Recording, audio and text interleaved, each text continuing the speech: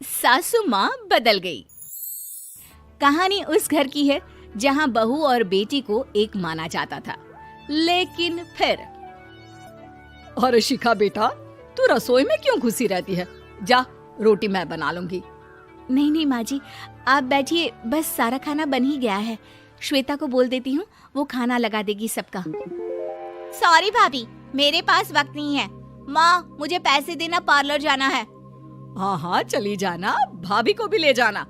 वो भी जाने को बोल रही थी पार्लर, पर पहले ना मदद कर दे उसके खाना लगाने में।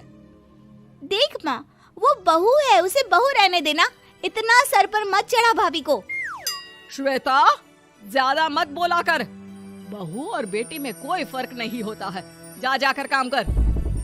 ननद को माँ का भाभी से इस तरह प्यार करना बिल्कुल अच्छा नहीं लगता। वो बार बार किसी न किसी तरह माँ को भाभी के खिलाफ भड़काती रहती, लेकिन कोई फायदा ना होता। एक रोज, अरे बेटे किशन, जा बहू को कहीं घुमा कर ला, सारा दिन घर में काम करती रहती है। हाँ हाँ माँ, हम लोग जा रहे हैं ना गोवा। अच्छा जी, भाभी ने तो हमें बताया भी नहीं। वैसे तो सारी पंचायत करती है, ये गोवा वाली बात क्यों छुपा गई हमसे? अरे क्योंकि उसे खुद नहीं पता था बहन। मुझे टिकट सस्ती मिल रही थी तो मैंने बुक कर दिया। हाँ शिखा, पैकिंग कर ले, संडे हम जा रहे हैं गोवा। दोपहर में शिखा पैकिंग कर रही थी कि सास आ जाती है। ये क्या बहू, साड़ियाँ? अरे गोवा जा रही है घूमने या फिर शादी में मायके हैं? माँ जी, ऐसा कुछ है ही नहीं, समझ में नहीं आ रहा क्या रखूं कपड़े में। अरे तेरी और श्वेता की साइज तो एक ही है, उसके कुछ मॉडर्न कपड़े ले ले, आकर लौटा देना। हाँ माँ जी, ये ठीक रहेगा। शिखा श्वेता के पास जाती है और उससे कपड़े मांगती है। ना जी ना, मैं अपने कपड़े ना दूं, वैसे भी फैल जाएंगे मेरे कपड़े, बहुत महंगे वाले हैं। शिखा मुंह लटकाकर कमरे में आ जाती है तो सास कहती है, चल तैयार हो जा, तुझे मैं शॉपिंग करा कर लाती हूँ गोवा की। बस फिर क्या था, सास बहू निकल जाते हैं मार्केट और एक से बढ़कर एक ड्रेस खरीद कर घर आते हैं। पहले बता देती कि नए कपड़े दिलाने वाली है भाभी को, तो मैं अपने ही दे देती ना भाभी को, मुझे दिला देती नए कपड़े। देख श्वेता, परिवार का मतलब सबके साथ रहना होता है, ना कि सिर्फ अपना सोचना। वैसे भी तुझे अच्छे संस्कार सीखने चाहिए।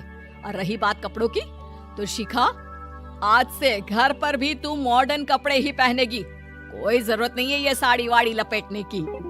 अब क्या था, घर पर श्वेता और शिखा एक जैसे रहते। एक बार पड़ोसन आती है। अरे बेटा, अपनी माँ को तो बुलाना, जरा बात करनी है। शिखा सास को बताती है और रसोई में चली जाती है। ये आपकी बेटी बहुत बड़ी हो गई है, इसके लिए एक रिश्ता है, कहो तो बता दूं। ये बेटी नहीं बहू है, घर में सब एक जैसा ही रहता है। वैसे मेरी बेटी भी बड़ी हो गई है, कोई रिश्ता हो तो जरूर बताना। पड़ोसन रिश्ता लेकर उन लोगों के घर आती है। तब श्वेता की होने वाली सास कहती है, तो ये घर है, कितने मंजिल का है? और ये बहू ने आपकी क्या पहन रखा है, जीन्स टॉप? अरे भाई, साड़ी वाड़ी नहीं है क्या इसके पास? देखिए, सर्दी है तो साड़ी में बहू कैसे मैनेज करती, वैसे पहनती है साड़ी भी। देखिए, हम लोग ठहरे पैसे वाले लोग, कोई कमी नहीं है हम लोगों के पास पैसों की, बहुत पैसे हैं, जमीन, नौकर चाकर, कार, सब कुछ है, लेकिन घर में संस्कारी बहू चाहिए। समझ रही हैं ना आप? सास कुछ कहती कि श्वेता बोल पड़ती है, हाय रे, नौकर चाकर से लेकर जमीन, कार, पैसा, हाँ हाँ, मुझे रिश्ता मंजूर है, मंजूर है मुझे। अरे रुक जा श्वेता, मैं बात कर रही हूँ ना। देखिए, हम लोगों के घर इतनी आजादी नहीं मिलेगी। अरे हाँ कर देना माँ, हाँ कर दे जल्दी से। सास क्या करती, बेटी की शादी ऐसे घर में कर देती है जहाँ ना उनके विचार मिलते हैं और ना ही आचार। शादी के बाद एक रोज फोन पर, श्वेता बेटा, एक बार घर आ जा, बहुत दिल करता है तुझे देखने का। माँ, वो घर पर बहुत काम होता है, कैसे आऊँ? बड़ा घर है, लेकिन आने जाने वालों की लाइन ही लगी रहती है। बेटा मैं तो जानती थी उस घर का हाल, लेकिन तू ही नहीं मान रही थी। माँ देख, हर घर का यही हाल है। तेरी बेटी को यहाँ घूंघट हटाने की परमिशन नहीं है और एक तरफ भाभी स्कर्ट पहनकर घूम रही है। बेटा मुझे क्या पता था कि मेरी बेटी को ससुराल के नाम पर पिंजरा मिल जाएगा। अच्छा माँ, फोन रखती हूँ, सास को गर्मा गर्म रोटी खिलानी है। तुम लोगों की तरह नहीं कि एक रोटी बनाओ, एक सब्जी बनाओ, फिर सारा दिन फ्री होकर घूमो। सास फोन तो रख देती है, लेकिन सोच में पड़ जाती है कि एक तरफ बेटी जिसे कोई आजादी नहीं, वहीं दूसरी तरफ बहू जिसे देखकर लगता ही नहीं कि उसकी शादी भी हुई है। अगले रोज। शिखा, अरे ओ शिखा। हाँ माँ, क्या हुआ? कुछ चाहिए आपको? मैं जिम जा रही थी। जिम के कपड़ों में बहू को देखकर सास को घूंघट में अपनी बेटी का ख्याल आता है। देख बहू, घर में बहू की तरह रहा कर। इतने टाइट कपड़े पहनकर जिम जाना पसंद नहीं मुझे। जा जाकर रोटी बना। रोटी? माँ अभी तो शाम के 6 बजे हैं, इस वक्त रोटी? अब क्या मेरे खाने पीने पर भी पहरा है? अरे जब मर्जी तब मैं अपने घर में खा भी नहीं सकती क्या? बहू को अजीब लगता है। वो समझ नहीं पाती कि जो सास कल तक इतनी सपोर्टिव थी, उन्हें अचानक से क्या हो गया। वो किचन में जाती है, गरम रोटी के साथ 2 तरह की सब्जी, रायता, सलाद सब लेकर सास के पास आती है। माँ जी, खाना। इतना सारा खाना?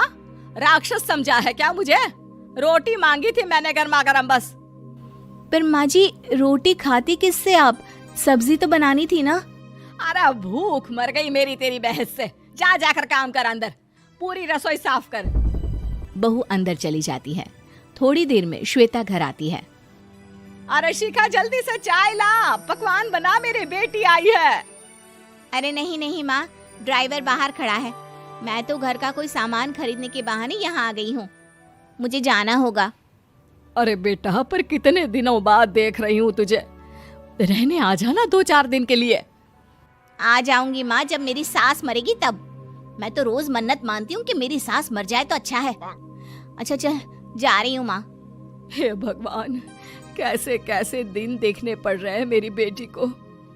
सास अंदर जाती है, जहाँ श्वेता की जिम वाली सहेली का फोन आया होता है। क्या बात है, आज जिम नहीं आई? अरे पता नहीं यार, आज माँ को क्या हो गया अचानक।